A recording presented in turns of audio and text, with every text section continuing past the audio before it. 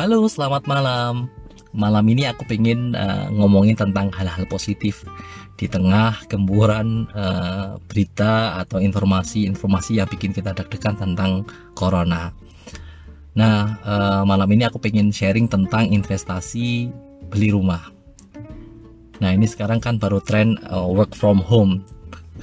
Ya, supaya bisa work from home maka home-nya harus ada dulu. Kita harus beli dulu. Nah, aku bagi sharing kali ini jadi 3 bagian. Yang pertama itu terkait kenapa sih kita perlu invest rumah atau invest tanah. Yang kedua adalah gimana sih strategi supaya kita bisa beli rumah atau beli tanah. Dan yang ketiga adalah hal apa saja yang perlu kita pertimbangkan kalau ternyata kita nanti akhirnya beli rumah atau beli tanah. Oke, kita masuk yang pertama, yaitu kenapa sih kita perlu invest rumah. Tapi ini versi aku ya. Yang pertama adalah orang di dunia ini kan semakin hari semakin tambah, sementara tanah atau buminya itu nggak bertambah, maka tanah atau rumah itu semakin sempit, akan semakin kurang. Misalnya saja di Jakarta ini setiap tahun kan ada orang yang datang ke Jakarta untuk bekerja. Jakarta dan sekitarnya deh, orang yang kerja pasti butuh tempat tinggal, apalagi kalau sudah berkeluarga. Walaupun sebenarnya ada pilihan untuk tinggal di apartemen atau flat dan sebagainya. Terus yang kedua adalah harga rumah dan tanah itu terus naik. Tapi kenaikan harga tanah dan rumah itu kalau aku perhatikan itu nggak seimbang sama kenaikan gaji kita, guys.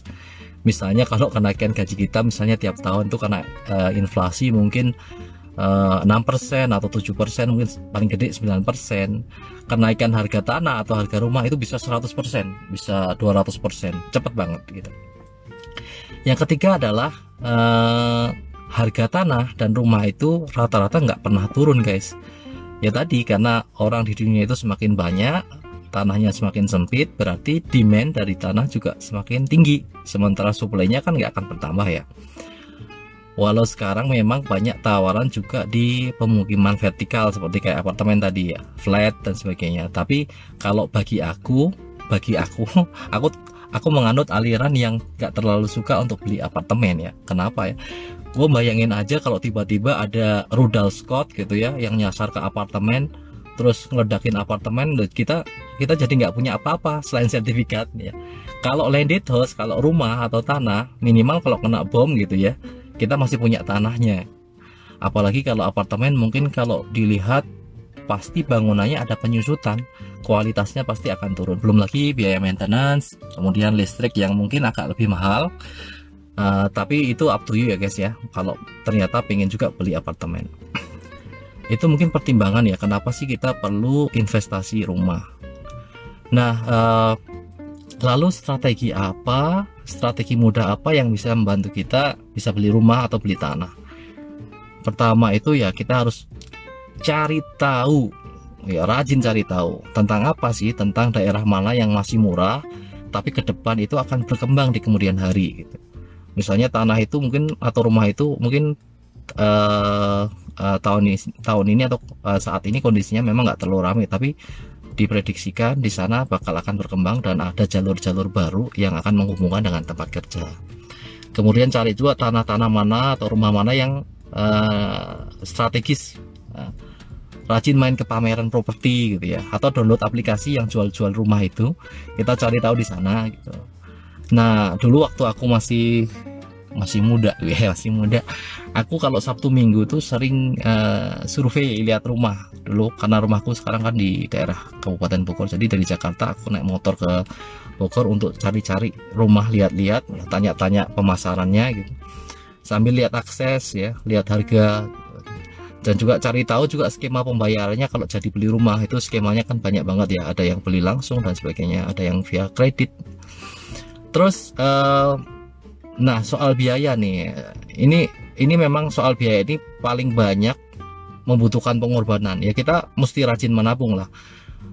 Mau sedikit prihatin kalau bahasa Jawanya ya, tuh teman-teman yang biasa minum kopi-kopi yang atau minuman-minuman yang lagi ngehits ya, lagi trending, itu dikurangi. Apalagi kopi yang satu gelasnya 50.000 itu mulai dikurangi, ganti kopi saset atau ganti teh hangat gitu ya. Kecuali kalau gajimu gede ya. Ya kalau kita gajinya pas-pasan, kita coba bagi gaji kita itu jadi 3 bagian. Yang pertama adalah untuk keperluan sehari-hari, yang kedua itu ditabung kalau ada hal-hal yang nanti urgen untuk dipenuhi, yang ketiga adalah untuk investasi beli rumah ini. Jadi kalau penghasilannya kita ngepres, ya kurangi dulu jajan-jajan yang nggak perlu gitu, jajan-jajan yang habis uangnya, terus kita nggak punya cadangan gitu. Kemudian selain tadi ngurangin jajan, ngurangin beli kopi ngehits, ngurangin beli kopi mahal, jajan-jajan yang harganya selangit, kita juga perlu pelajari skema pembiayaannya guys. Jadi sebenarnya kalau beli rumah itu tidak harus selalu cash gitu. Ada juga yang model-model kredit, ada juga bisa dicicil cash bertahap gitu ya. Nah ini banyak banget skemanya dan kalian bisa belajar di YouTube juga cukup banyak, mau yang cash atau yang kredit atau yang lewat lembaga pembiayaan ya. Ada juga yang bisa dicicil sampai 15 tahun ya. Pilih sesuai yang kamu minati ya, sesuai dengan hati nuranimu juga, karena ada yang modelnya syariah, ada yang konvensional. Ini teman-teman bisa cari tahu gimana supaya bisa memudahkan cara pembiayaan pembelian rumah. Nah, pelajari juga proses jual beli rumah. Proses jual beli rumah dan tanah ini sebenarnya cukup kalau yang bagi orang baru mungkin akan cukup agak ribet gitu ya, karena kan yang dijual ini objek pajak gitu ya. Kita pasti akan melibatkan juga notaris di sana. Jadi nanti kita cek, apalagi kalau beli rumah second itu biasanya biayanya akan tambah juga, dan harus ngecek juga legalitas tanah dan sebagainya, itu butuh notaris. Jadi proses jual beli ini harus teman-teman pelajari supaya nanti ya mudah gitu, tidak kerepotan, karena nanti termasuk dengan biaya dan sebagainya itu dipelajari. Nah, yang ketiga, kita masuk ke sesi ketiga, yaitu hal-hal apa yang perlu dipertimbangkan saat milih lokasi rumah. Ini milih lokasi rumah. Yang pertama adalah diperhatikan legalitas objeknya, rumahnya, tanahnya. Jangan beli tanah atau rumah yang bersengketa, biar nggak ribet di belakang. Makanya perlu melibatkan notaris untuk membantu kita ngecek keabsahan tanah di Badan Pertanahan. Biasanya kalau kalau kita beli pakai lembaga pembiayaan, mereka juga akan bantu ngecek, karena mereka biasanya nggak mau membiayai objek yang bermasalah. Kemudian akses ke tempat kerja atau akses ke tempat kerja lo, domisili lo gitu ya. Ini penting karena jangan sampai kita beli rumah bagus tapi lokasinya jauh, nggak ada bis, nggak ada kereta, nggak ada jalur tol gitu, sehingga susah kemana-mana gitu.